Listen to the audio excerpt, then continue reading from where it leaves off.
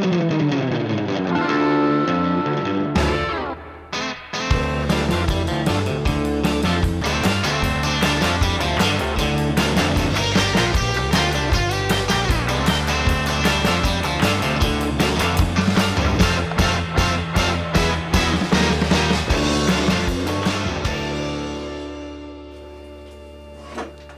and welcome to Practical Spirituality here in the old city of Jerusalem, overlooking the Western Wall. My biggest fear is social anxiety, and being not just being in front of people, but even being around people is so horribly frightening that there was a point in my life where my fear of people got so strong that it kind of directed its way to my colon, and I got to the point where I couldn't digest. I mean, it started with milk products, then it went to like fried foods, and then it went to protein, and then it went to, and then it just went to everything until the only thing I could digest was water. And obviously, I got a phone call from the hospital saying, when would you like to have your colon removed? We need to make an appointment. And anyway, and then finally later I was able to break through it, and thank God I healed my whole digestion, and I can eat anything unless it's, of course, the 10th of Tevis, when I can eat nothing. So the anyway, that's my biggest anxiety, and the fact that I can stand up here in front of you is a major victory, and especially be as relaxed as I am. And deal with, I'm treating you all like you're just my friends. That's right, it's my mother-in-law.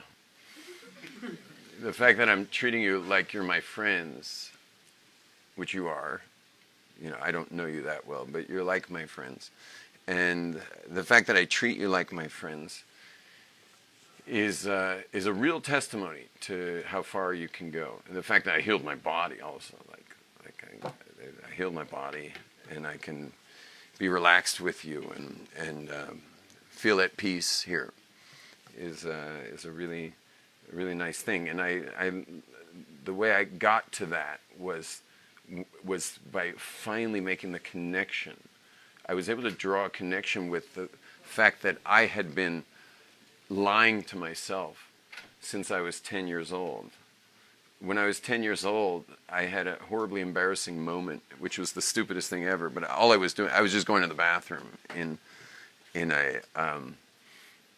it was at my brother's bar mitzvah. I was just going to the bathroom at my brother's bar mitzvah, which is like, and that's all I was doing. And I think I didn't lock the door. And a girl in my brother's bar mitzvah class, 13-year-old girl, walked into the men's bathroom by accident, opened the door, and saw she was in the wrong bathroom and closed the door, and the whole thing wasn't more than 1/10 of a second, and left. And she left the building, and she left the bathroom, went to the women's bathroom, but I went and locked the door, and then sat back down and cried for 3 hours straight. Missed the dancing, missed the pictures, missed everything, and I was absolutely devastated. Beyond belief devastated. And it took me another 23 years to walk out of that bathroom. I was 33 years old, working for Aisha Torah, like kiruv professional, playing my guitar for crowds, and being the hotshot, cool rabbi, and of course ignoring my wife and kids, and ignoring my Torah studies, and ignoring my real devotion to God, and just like conquering more and more social environments, and even in the meantime became Hasidic, because at a certain point I realized the Hasidim still think I'm a goy, as when I was a Litvak. So I become Hasidic in the process, and anyway. But I woke up in the bathroom 23 years later with my colon to be removed, which is very interesting. That the connection between that happening in the bathroom and getting a phone call saying, what day would you like your colon removed? Really interesting. And then I finally realized where it was all coming from, and that I was playing this, I was kind of running this fake personality that I had created, that my wife was married to, and my kids were being raised by, and there was nothing real there. There was nothing true. There was nothing authentic. It was when I was teaching a class. Was I teaching or was I giving or taking? Which one? Taking. When I was playing a concert, was I giving a concert or taking? Taking. When I went home at night at the end of a concert or to a hotel, where I was, whatever country I was in, was I fulfilled or was I empty? Empty. And I missed all that. I wasn't seeing it, and the reason I wasn't seeing it is because human beings create narratives around their dysfunction. Human beings create narratives around their dysfunction. We create, say that in simple English, is we create a story around things that don't work for us. Meaning, is it functional for a human being to see himself as I saw myself in that bathroom that day? Is it functional? I'm sorry. Is it functional or real or true to see yourself as unwanted, as unacceptable, as a loser? Is that okay to see yourself as a loser? How far do you have to read into Genesis to know you're not a loser? Yeah, the first chapter basically says we're all made in the image of God. And since you're here, you're obviously wanted. And since you have a sense of purpose, it means you must be created specifically designed to contribute something here, which means you're capable. And despite the education mismatch you might have had growing up with the education system, you're probably pretty brilliant in some way or another.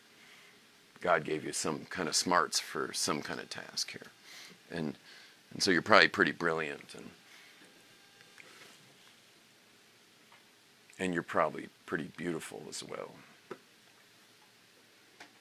Given that you can see when someone's loved, they're beautiful. And when they don't believe that, they don't look so beautiful. And yet you could see their features would have been beautiful had they only known how loved they were. And then they would be beautiful. That's why they say there's no ugly bride on her wedding day. It's because when a couple hundred people come out to say we love you to the bride, she's beautiful because she shines from within. And that's where beauty is in every human being. So when they shine from within, they're irresistible. And so we're all willing to lie a little bit and live inauthentically and dysfunctionally. Yet we somehow believe that dysfunction with a narrative, like dysfunction with a good story, is functional. That dysfunction plus a narrative equals functional. Now, that might be good, because, I mean, what would you say are the percentage of people in the world right now living dysfunctionally, meaning in how they see themselves is not functional, yet they've created a narrative around it and call this functional, and this is who I'm offering to be married. If you'd like to marry me, that's what's being offered, is this whole story around dysfunction. So, because that's what percentage of people you think in the world are doing this right now? 100%. It's probably 100%, except for those who've caught it. I had to catch it. I didn't want to go to surgery, so I had to, something. There's no atheist in a foxhole. Like something had to happen. I either was going into surgery or I was going to have to break through something big time. Thank God I broke through it. So, but this would all be, listen, if you, I don't know if it's 100%, but if you want to say it's 100% of 7 billion people are playing this game. So then, is that okay? No. Is when enough people are doing something, does that make it okay? No. If enough Nazis believe Jews need to be exterminated, does it become okay? Apparently some people look at it that way, but I think that there's another thing active here. There's another whole there's another thing going on here, and that's called emes. And because of emes means truth. Because of emes, so it's not okay. That's why, because it's not okay, and so if you're living in some kind of dysfunction about meaning how you look at yourself, an inauthentic way of seeing yourself, and you've created a whole narrative around it that somehow cushions it, such that you can perpetuate you're seeing yourself that way, but it's not true, so then it's not emes. Now, how long is your life here from birth to death? How long will your life be from birth to death? 120 years. How long from birth to death will your life be? 80, 90 years. 80, 90, 120. Why? 60. Not long enough. Not long enough. Okay, so the answer is, you ready? Drum roll. The answer is 0 time will have elapsed from your birth to your death. 0 time will have elapsed because 0 time has ever elapsed. Time is a relative thing. It has to do with, moving bodies in a relationship, like the earth and the moon and the sun and have you ever experienced time? Have any of you ever experienced time once in your life? Never. You've never experienced. What have you only experienced? Perception. The presence, now, the present moment. That is the only time you've ever experienced in your life. You have 0 experience ever. Not one person in this room has ever experienced time, yet all of you live your life as if it exists. Again, it's another narrative you've created. This is a separate narrative, very separate than the one we've been talking about. But you've created a narrative that there's something called time, even though you've never once experienced it. Now, what do you call someone who believes in something that they've never once experienced? Stupid. Nah, there's a worse word. Begins with a C. Crazy. Because if the reality is you've never experienced time, that's reality, and you've been thinking all this time there's something called time, and that it's some kind of thing, some continuum called time that you somehow walk along. So that means you're out of touch with reality. What's the word you call someone who's out of touch with reality? What's the word? Crazy. What's someone in touch with reality? Sane. What is someone out of touch with reality? Crazy. Yeah, so you're basically crazy because you think there's such a thing as time. How much time has elapsed since your birth till your death? None. Well, none that you've experienced, but we could show you pictures from your childhood, so obviously, there is a concept of time. It's just not necessarily something you can experience. So there is time. Time is conceptual. It is not experiential. So there's such a concept as time. There's not such a thing as time. There's a concept of time. Now, what does this have to do with anything? What this has to do with is that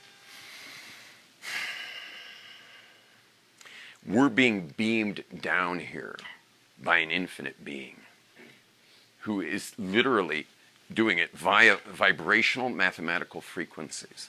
This whole world is just a digital simulation. And it's being beamed down at all times. He's mechadish b'tuva b'chol yom tov ma'asav bereshit. He is renewing perpetually the whole entire what? Ma'aseh bereshit. The actions of Bereshit. Well, what are the actions of Bereshit? Well, there's let there be light, and there's let there be this, and there's let there be that, and let there be earth, which is mineral, and let there be animals upon the earth, which is animal, and let there be vegetation on the earth, which is plant.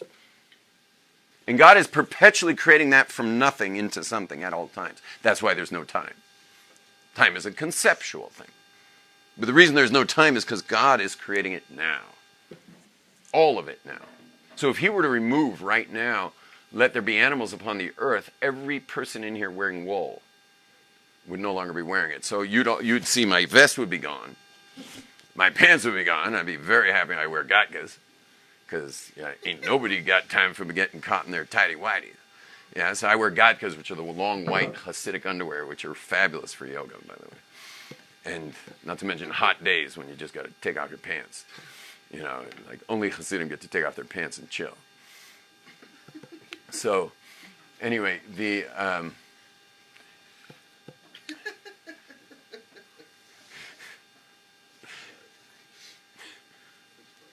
He's from Vegas. He's used to entertainment. You know, he's got a good sense of humor. So God is creating something from nothing at all times. Think about it. Before there was something, what was there? Everyone say nothing. Before there was something, what was there? Nothing. Now that's whether you're a scientist, a Kabbalist, no matter who you are, before there was something, there was nothing.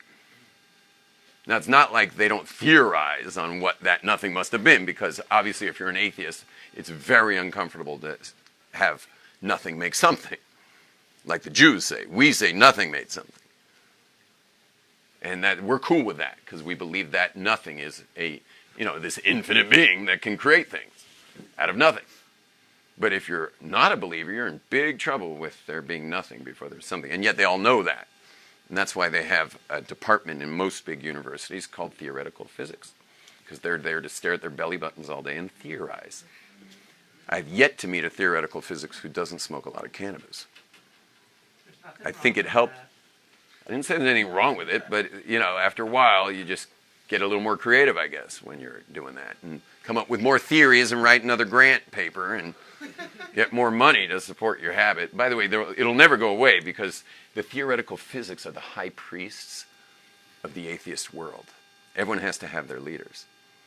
And the theoretical physicists are the high priests, because all they have to do is sit in university, stare at their belly button, and theorize. Because they can't live with themselves that they know deep down that it's nothing that made the something. Whereas we're cool with that. We're very cool with that. And this is why, obviously, when atheists argue with Christians in America on YouTube or whatever, it's like such a waste, because the atheist they just mop the floor with the Christian. But if they tried it with the Jew's like, we're in agreement, bro. We also believe it's nothing. It's just that you got to come up with some theory how nothing made something, and we got it patent. We know exactly what made this something, because the only nothing that can make something would be the same being that's orchestrating your very life and orchestrating everything. And how could, no matter what they theorize, I promise you, it can't orchestrate your life yet. Every single person, raise your hand if you've noticed some orchestration in your life. Okay, so there goes theoretical physics, because they've never theorized on something that can handle your life. Not to mention some ant on an anthill in the Amazon right now. Or, the little smorgasbords that's going to be coming for the anteater in another hour. It's all being organized. Everything.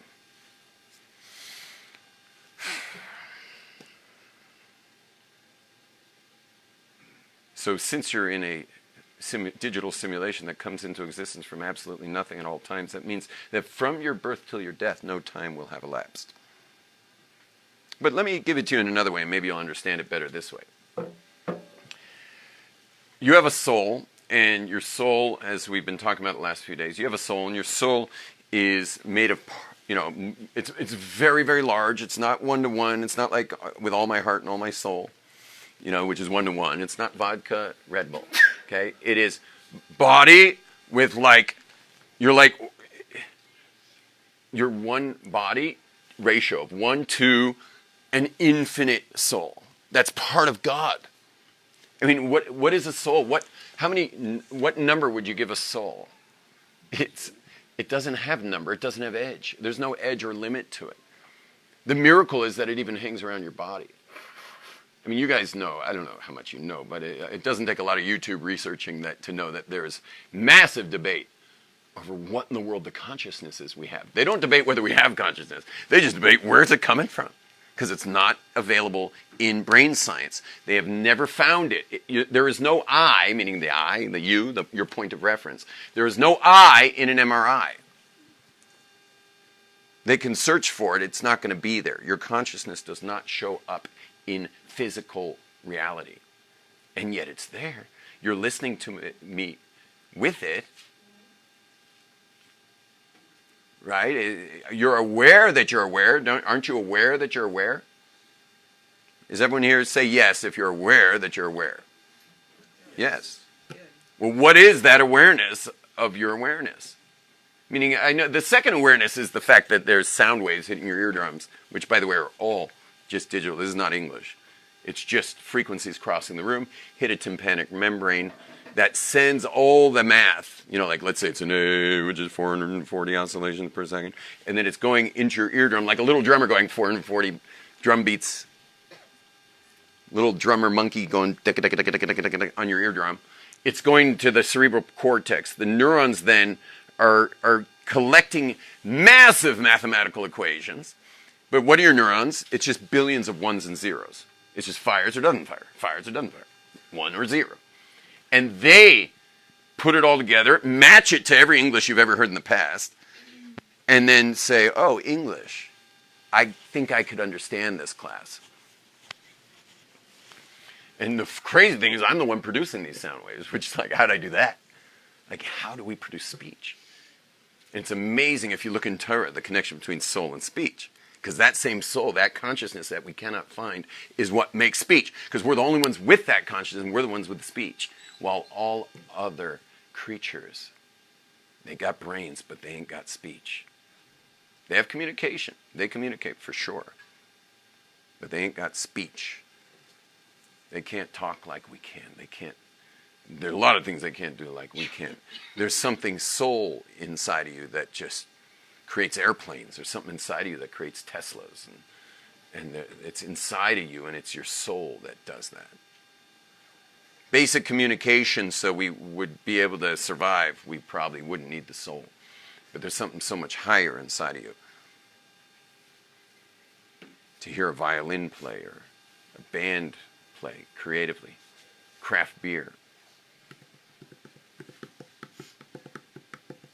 It's all from the soul.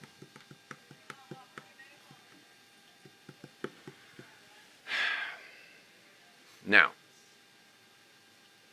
no time has elapsed your entire life.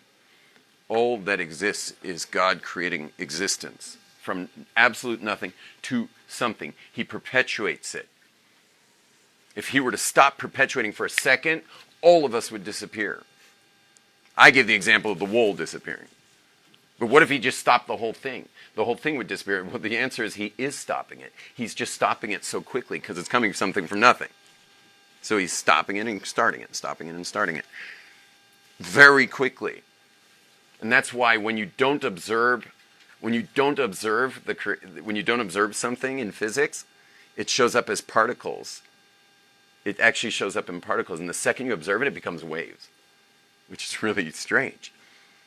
But he's beaming this place into existence, and if you don't observe it, so it's a purely static existence.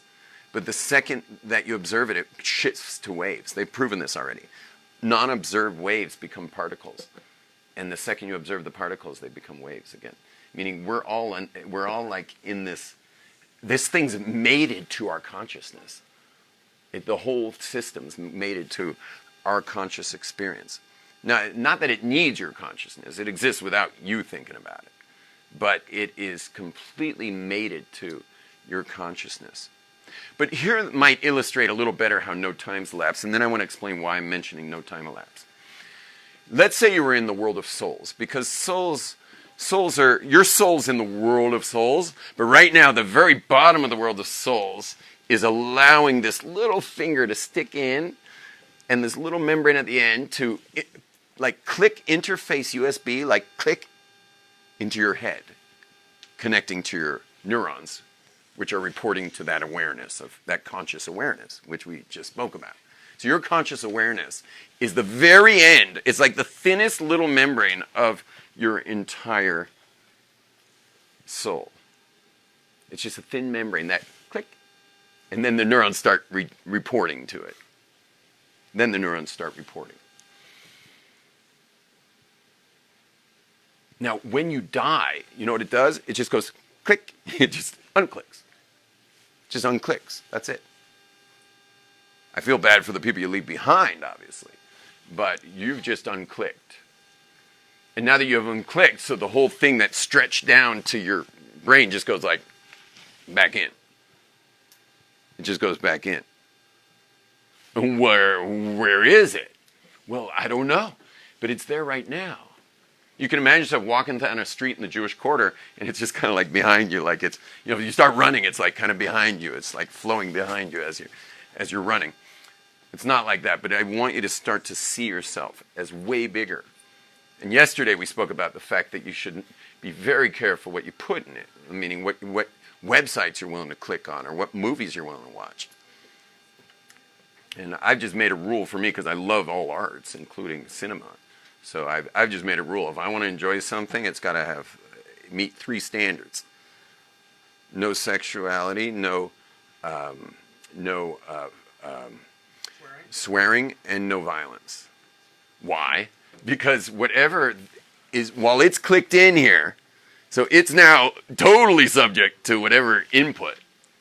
And I want to tread lightly. I want to be gentle to it because it's eternal. And it's already in the world of eternity. And I don't want to mess it up. I certainly don't want to mess my own ability to connect to the eternal by, meaning if I rape it. So good luck connecting in prayer. And it's not like you can't purify it, but that's a lot of mikvahs, and it's a lot of and it's a lot of like abstinence, and you're gonna have to like repurify yourself, and that could take God knows how long till you'd start to feel stuff again. So, resensitizing yourself to something is, especially spirituality, it's effort. It takes a lot. Now, so you want to be careful of it, but let me go back to the time elapse of your lifespan. Is that, imagine in the world of souls, there's another person who's hanging out right with you, so to speak, in the world of souls. Based on their own times, how many times they were reincarnated, and everything they've been through, they wound up right where you are. And then what happens? You get tapped on the proverbial shoulder. You don't have a shoulder. Obviously, there's no body there, but you get tapped, so to speak, on the shoulder, and God says, guess what? We've got the perfect family set up. It's been 367 years since you were on Earth. But right now, we got the exact siblings that you've been traveling around with, the exact parents. It's perfect. We got the setup. It's been recreated. We want you down there. At which point, you're like, hell no, we won't go. Hell no, we won't go. You're not going.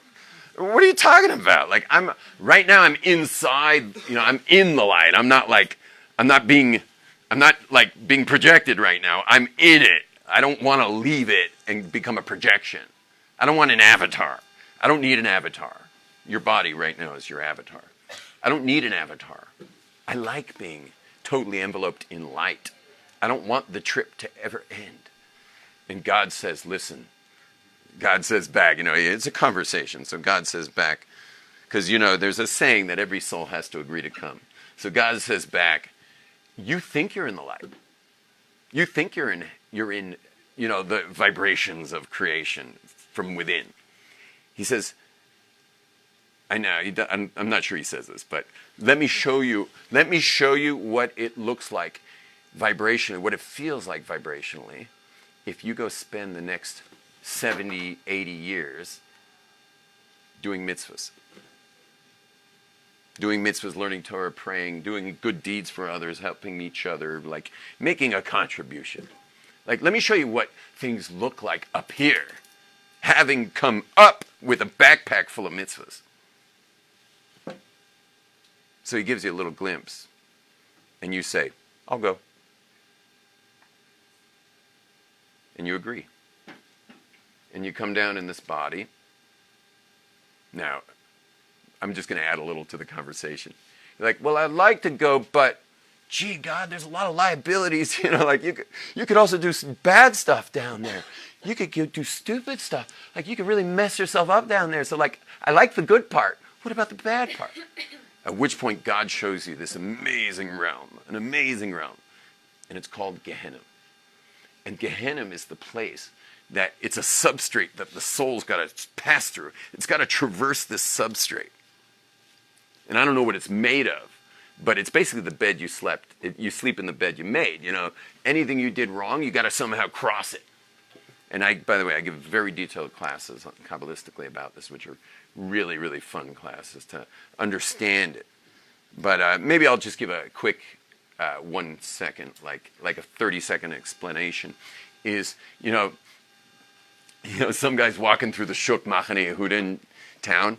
Yeah, he's going through the Shuk Machane Yehuda, and the and he sees, there's piled up apples and oranges and avocados and everything. And the guy's just walking by, and he's just like, and continues his way down the shuk, which I've seen people do. Now, that apple came from a realm called Adam Kadmon, then Atzilus, then Beria, then Yetzirah. I mean, it's ultimately in the words, let there be vegetation upon the earth. But it had to come all the way down till it hit a level called Yetzirah. Then when it got to the level where apples are in Yetzirah, it stopped being brought down. It stopped being on its way down. And then poof, it shoots down, like secretly down, into that apple, which is now stolen, with no bracha made. And he's just chomping on this apple. Now, that apple that got lowered all the way down the light system, all the way down to that realm of Yetzirah, has now gotten lowered by that guy. It gets lowered. The apple gets lowered into a realm that's called Gehenna. And there the apple rests and sits and waits for him to die. Now, if he does teshuvah over the apple, what I wrote later, he finds God. I mean, it's ultimately in the words, be vegetation in pounds, but had to come. It's all the way down till it's 11 o'clock. It's serious. Then when I got to the level where apples are you serious, stop being brought down. It said stop being on his way down. Another little Apple executive on psychedelics, putting strange things for Siri to tell you. Yeah, I said Apple a little too much.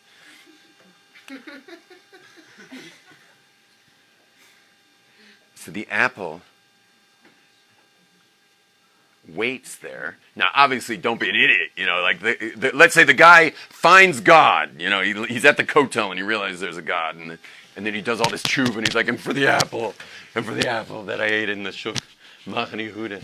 So what happened? Notice you go down when you say that. You go down. Al chet shechatad ashamnu bagadnu gazalnu. Right? Gazalnu. I stole an apple. Gazalnu. You go down for that. And why? Why ashamnu bagadnu gazalnu? It's aleph base. Because the whole world's made of the letters. The whole world's created out of the letters. You have to go down, go through the letters, and raise that stuff back up. But let's say he didn't do tshuva. Or he got hit by a car when he got hit by a bus on Agrippus when he walked out of the shuk, still chomping on the apple. And so now he's up there. So guess who's waiting for him while he has to traverse up to the soul world? What does he have to meet? Guess who he's going to meet? The apple. He's going to meet the apple who got lowered from Yetzirah all the way into Gehenna. He's going to have to meet the apple. And the apple's holding a chainsaw. And he's got fangs and pointed ears. It's more like a gremlin.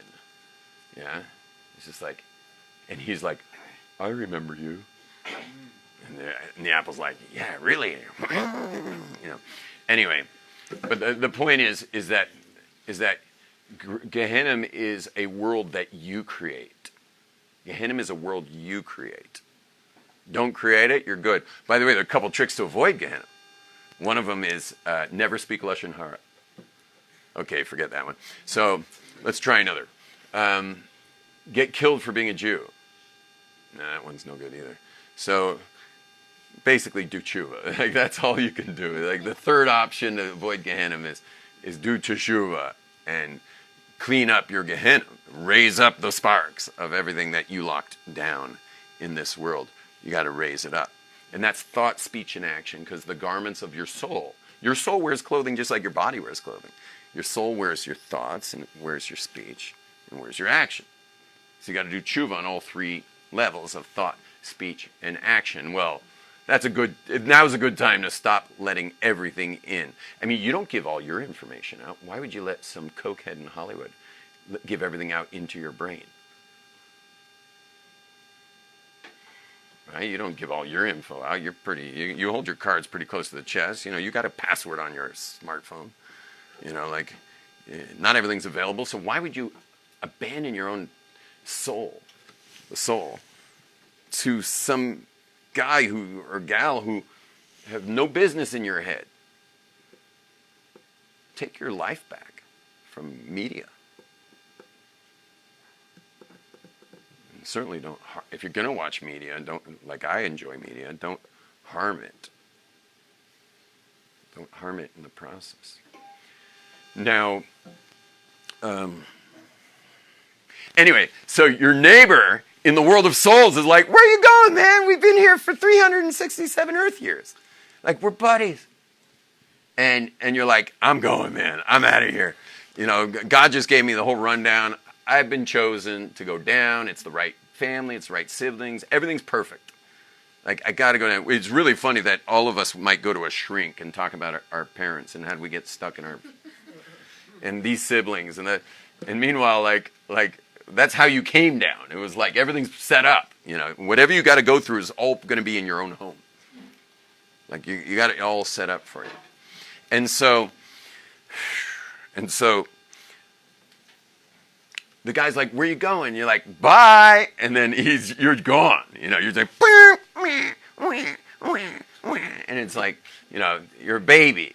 The truth is, it's 40 days after conception. So you're really inside a womb. You're not crying. You're just swimming around in undifferentiated oneness, which is where this is all coming from.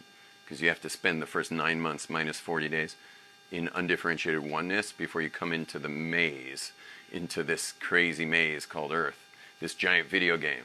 You have to first spend time in undifferentiated oneness so that you at least know you're here to get back to oneness. Your real goal is to get back to the oneness, which happens through marriage, family, love, commitment, community, all those things. Those are all like vibrational resonances with the oneness. And that's why those things are like considered of the utmost importance in the Jewish world, is because that's how you get currency in the oneness in this world, is through our marriages. And it's mostly in our marriages. And it's really important we get there. And I have a class online called Happy, Happey. It's the 6 ways of finding your soulmate. Expediting finding your soulmate. Gesundheit. You might want to check that out. Now, you spend your 80 years here, and you go up, you're going to see, as you're on your way up, you see your old neighbor for all those years, the 367 years. You see your old neighbor, you're like, yo, and he's like, yo, and you're like, Fah, up to what God showed you, where you're going to be hanging out vibrationally. And of course, it's like there is no equivalence to where you were compared to where you are now. There's not even the same language. There's no category that could connect the two. But just imagine if you showed up right next to him again. If you showed up right next to him again, let's say God gives you like a day to hang out before you go all the way, just so you can appreciate where you're going. Now, what would he say to you? You've been gone for 80 Earth years. What would he say to you? Would he say where you've been? Would he say that? No. No, because is there such a thing as time there? No. There is no such thing as time there. And guess what? There's no such thing as time here either.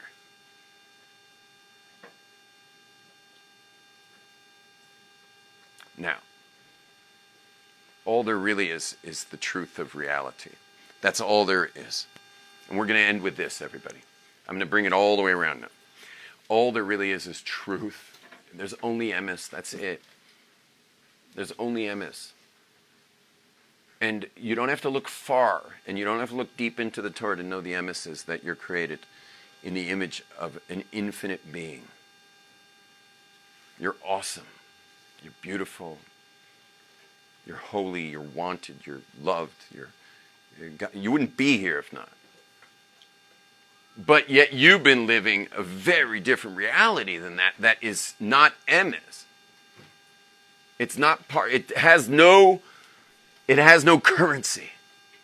Meaning your dysfunctional way of looking at yourself, the inauthentic version of you that you've been playing with all these years, that inauthentic sense of self that you've had all these years has no currency in this world, nor the next. Meaning it has no basis or reality at all.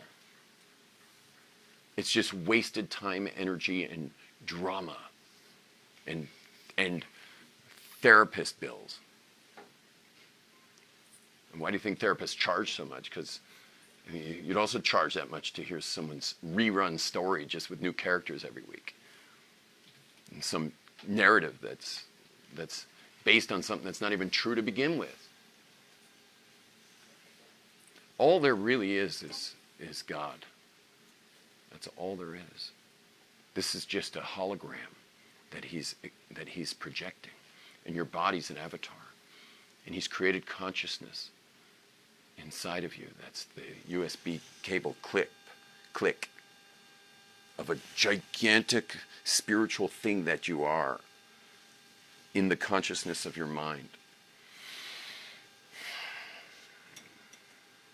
But inside this physical world, the Greeks have wanted you to believe that this is all there is. They want you to somehow have that little thin membrane of you, the click part, that little thin clicker, to be all of you. And the truth is that raise your hand in this room.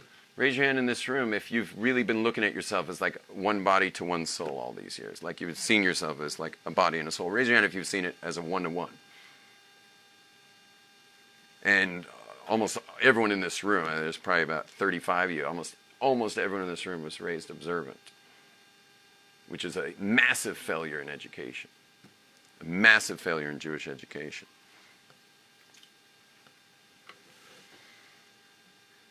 You are massive and you are awesome and part of the infinite. You know that intellectually. You were taught that.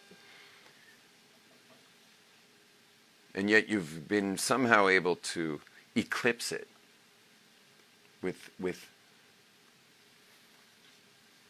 stories that you've told yourself about yourself for years and years and years that have, until you've ultimately created a whole narrative around it that perpetuates it. As we said before, because dysfunction, meaning sheker, lies, dysfunction with a narrative is somehow functional for us. But it's not true. It has no place.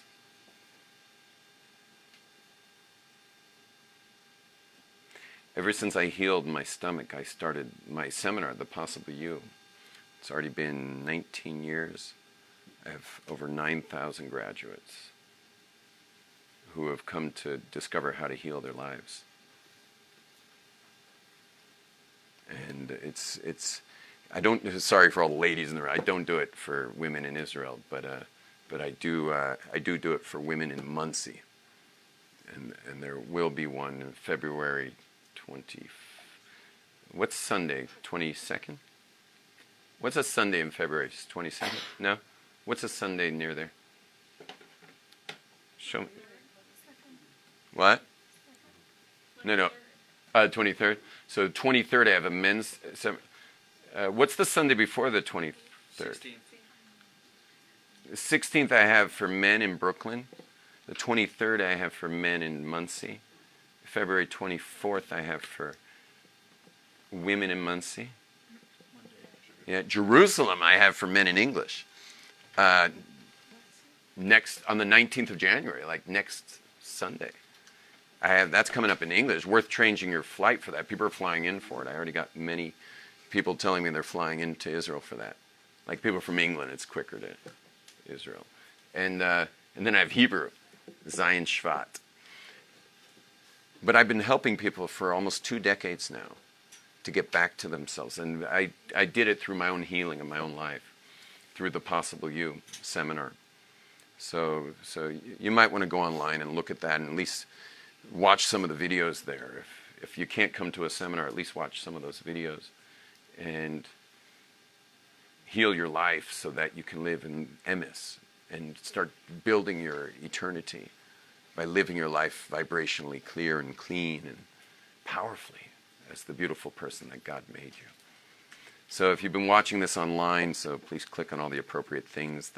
I don't know what they are on whatever platform you're on, if it's follow, share, subscribe, whatever those things are. And to help me get the message out, I've got people working for me in my media club. So it's called Join the Club, please. It's the YomTovMediaClub.com. Please join the media club, YomTovMediaClub.com. Shalom, everybody. Tzlacha.